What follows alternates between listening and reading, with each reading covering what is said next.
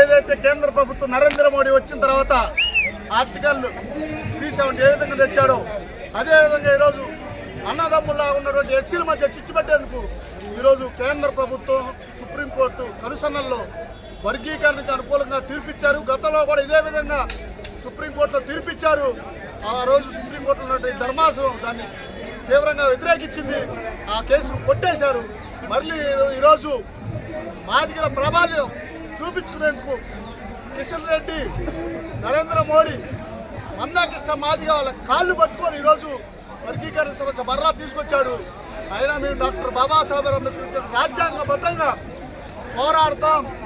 ఢిల్లీ స్థాయిలో మేము ఎక్కడా కూడా వెనకడుగు వేయం.